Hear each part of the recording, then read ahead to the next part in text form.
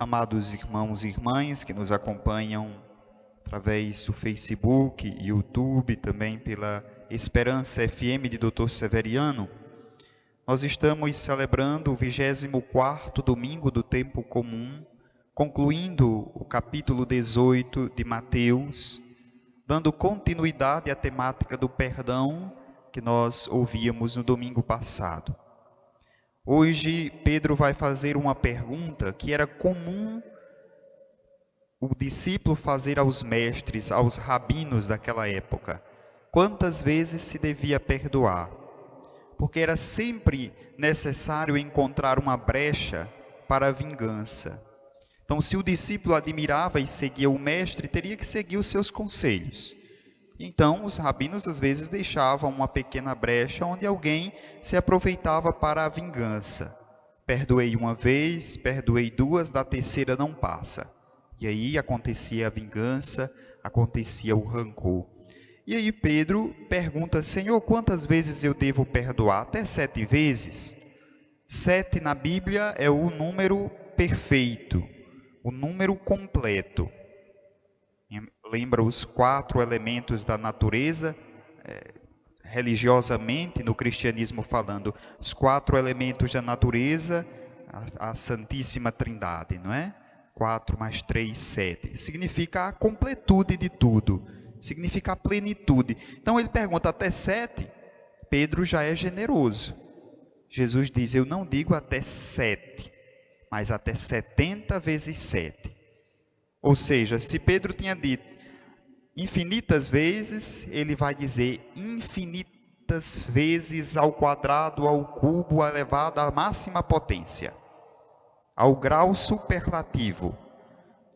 Não se deve, a resposta de Jesus é dizer, não se deve perguntar a quantidade de vezes que se deve perdoar.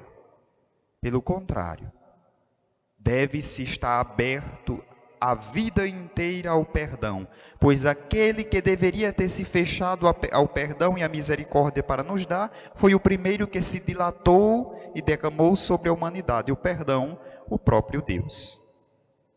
Por isso que ele conta essa parábola de um dono, de um empregador que tinha os funcionários. Um devia uma quantia enorme, porque suplicou, ele perdoou, e esse que foi perdoado não foi capaz de perdoar o seu companheiro. É a imagem clara da humanidade com Deus. A dívida que nós tínhamos para com Deus era impagável, era a dívida do pecado. Nós violamos a relação, nós quebramos a relação, a harmonia do Criador com a criatura. Nós danamos a obra perfeita da criação quando na desobediência, quando no orgulho humano. Pois aquele que não deveria nos perdoar é quem nos perdoa toda a dívida. Mas a nossa atitude muitas vezes é como a desse empregado que foi perdoado, que de Deus recebe o perdão, mas no caminho não é capaz de perdoar o outro. Por isso que ele encontra um irmão no caminho e ele está lhe devendo apenas uma quantia irrisória, mas ele não é capaz de perdoar. Joga na prisão até que ele pague. Veja que a lógica humana, a nossa lógica é essa mesma.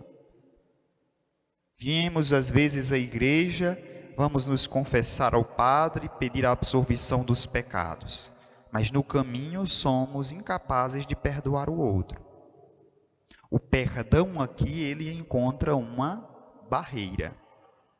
O próprio livro do Eclesiástico hoje vai dizer: se alguém guarda raiva contra o outro, como poderá pedir a Deus a cura?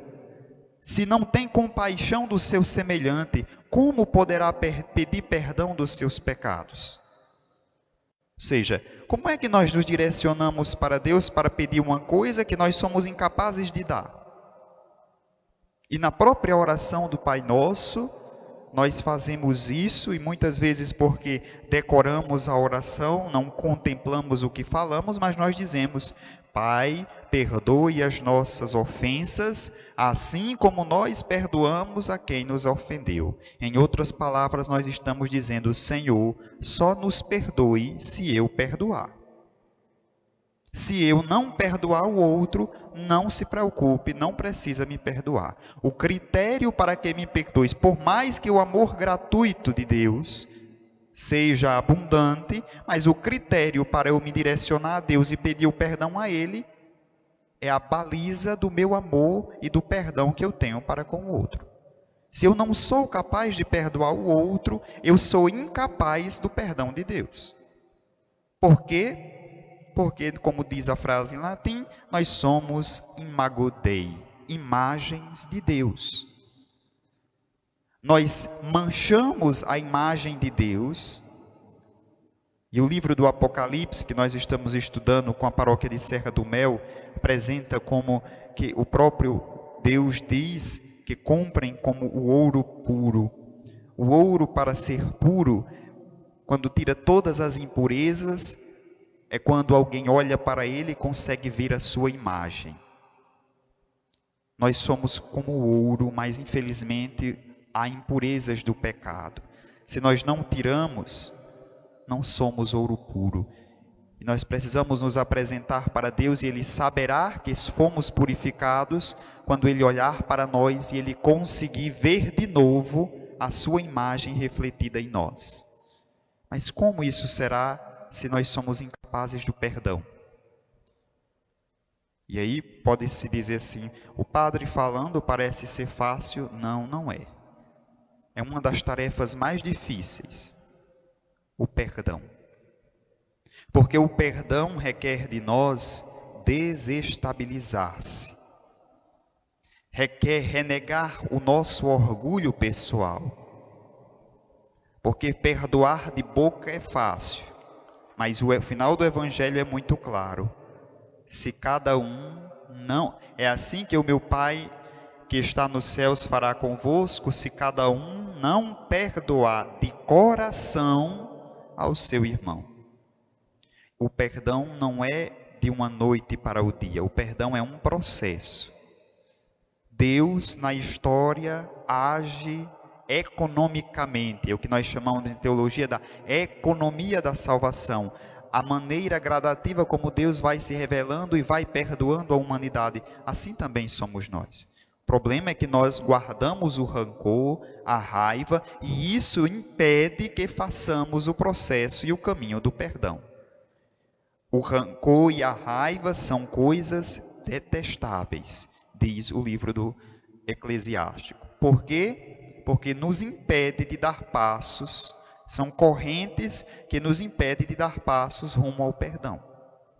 A fazer este processo de purificação interior que me faz chegar até o outro e fazer parte com ele da mesma experiência que eu faço com Deus e receber o perdão. Eu não perdoo porque eu sou bonzinho. Porque humanamente nós temos as nossas inclinações más. Eu perdoo porque eu recebi perdão de quem eu não deveria receber porque eu não merecia, de Deus. Porque dele eu recebi, eu preciso dar.